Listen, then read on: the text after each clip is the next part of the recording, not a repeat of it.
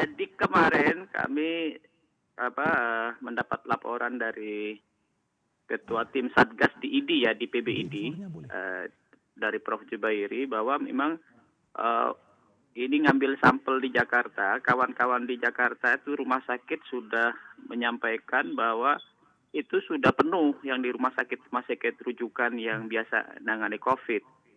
Sehingga ini memang perlu diantisipasi bersama karena pertambahan pasien COVID kan masih di atas 1.000 ya, bahkan pernah menyentuh 2.000 per hari. Sehingga prediksi untuk misalnya bulan September, bulan Oktober itu betul-betul sudah mulai kita antisipasi bersama tentang penyediaan bednya, penyediaan alat-alat penunjangnya, penyediaan obatnya, dan lain-lain. Pak Daeng, lebih detailnya Bapak bisa diupdate ke kami, ada data yang bisa dibagi Pak mengenai rumah sakit yang tadi menghentikan layanannya, bisa jadi karena mereka dalam tanda kutip mulai kewalahan menangani kasus COVID-19 ini. Menghentikan pelayanan tidak. Kita tidak pernah menghendaki pelayanan. Kawan-kawan rumah sakit dan kawan-kawan petugas kesehatan, dokter, perawat, dan yang lain-lain itu masih terus bekerja. Cuman kami ini maraton koordinasi di Kementerian Kesehatan untuk mengantisipasi lonjakan kasus, terutama di Jakarta ini yang mulai melonjak lagi dan sudah kapasitasnya sudah kepakai semua. Ini yang lagi diantisipasi gimana menambah tempat pelayanan, menambah alat-alatnya yang disediakan. Jadi kita tidak pernah menghentikan pelayanan.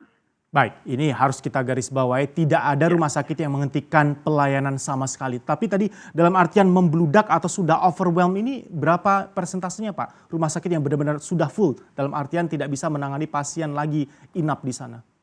Kalau laporan dan sudah dikoordinasikan ke rumah sakit itu sudah melampaui semua. Ini sudah mulai kawan-kawan sudah mulai berupaya terus menambah kapasitas, tapi kan terbatas sekali. Jadi kami khawatir ini terjadi seperti awal-awal dulu ya, yang awal-awal belum begitu siap rumah sakit, kapasitasnya terbatas, kemudian terjadi antrian untuk masuk ke rumah sakit rujukan. Nah, ini yang tidak boleh terjadi karena kalau ini terjadi, saya khawatir ada saudara kita yang sakit itu tidak bisa masuk ke tempat pelayanan karena misalnya bednya sudah penuh, kemudian alatnya sudah terpakai semua.